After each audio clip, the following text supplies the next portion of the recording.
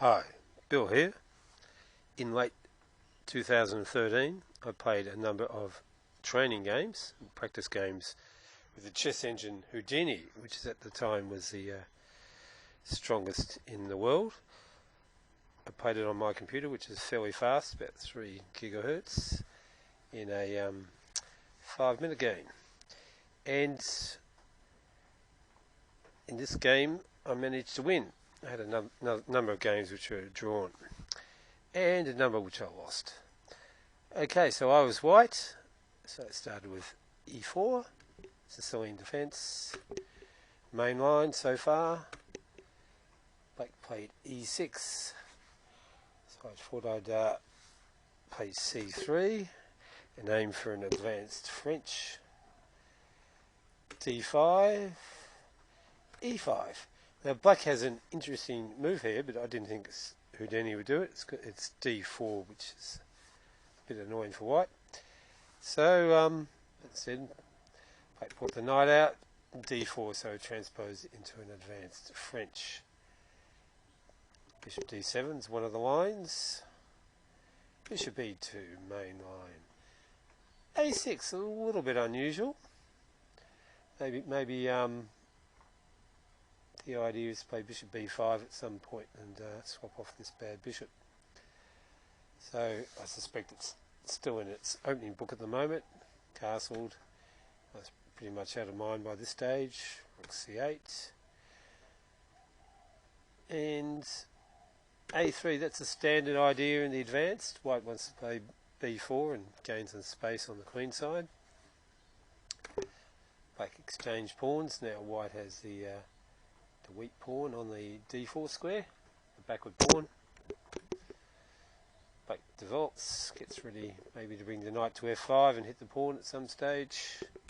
Knight out, knight f5, bishop g5, I've developed that bishop, queen b6, knight a4, so defending my b pawn, hitting the queen. Queen goes back. So black does have a fair bit of pressure on this pawn here. Bishop defends the pawn. Black drives the knight back. Knight goes back. Black develops the bishop. Rook to the open file. Castles. Now I thought I'd play it sharply. If I play passively, black will play f6 and increase the pressure on the pawns. Knight takes bishop, pawn takes. So I've lost the bishop here, but now my d4 pawn is much stronger and I've got the open f file. So I have some attacking chances on the king side here. So white's got two bishops. It's not so easy for him to advance on the queen side. If he moves this pawn, he loses this one. If he moves this one, I can take it. It hasn't really led anywhere. So black is going for the plan where you advance the knight for the most advanced square on the file. I improved the position of my bishop, lined it up on his rook's pawn near his king. Knight attacked the strong square, queen defended both pawns. And black moved the pawn, might be a slight weakening of the king side. So I sort of reached a position where black didn't seem to have an active plan. I would have been more worried by f6, opening up the position. Thought I'd better get that king into the corner. Now black starts shuffling around, doesn't seem to be able to find a plan. Okay, so I've got a plan, g5. Bishop came back and I thought, looked a bit strange. So I want to open lines on his king, g5, h5, g6. I thought I'd keep going forward. This pawn on h5 is looking like a liability. Pawn takes pawn, bishop takes pawn. Queen moves towards the king side. Bishop retreats. So I've made a bit of progress here. I've opened the g file and weakened the black king side a bit. Black moved his bishop back, so he wants to make sure he's defending G7. Knight manoeuvre. King move. Now I had this fairly long plan with the knight, which I suspect Houdini might have missed. Rook came up. Queen moved. Doubled my rooks. So black's just sort of shuffling around here. Rook to G8. Now here comes the reserves. So I'll play a long manoeuvre with this knight. Black is just moving backwards and forwards. My plan is to get this Queen's Knight on the F4 square. Black is doing nothing. And now I've achieved it. I've got all my pieces on great squares.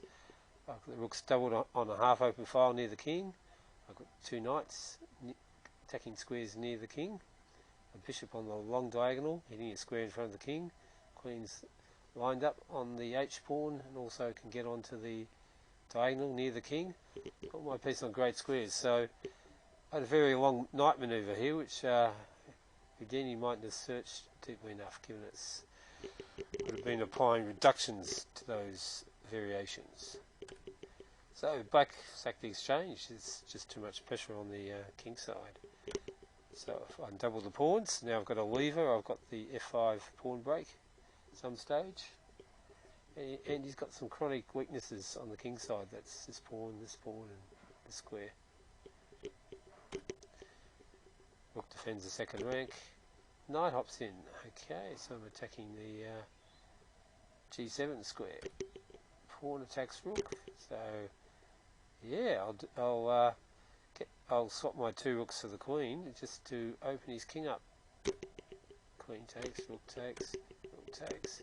Knight F6. A great square for the knight. It's in the zone. Controls 8 squares. I'm attacking squares near the king. If he takes it, I'm going to get this dangerous pass pawn and open the queen up to attack the E pawn. And I think Houdini put in the towel at this point. He resigned. I guess what I'm going to do is the queen's going to come over and take this pawn. Once this bishop moves, the queen's going to come over and hit this, and that's it.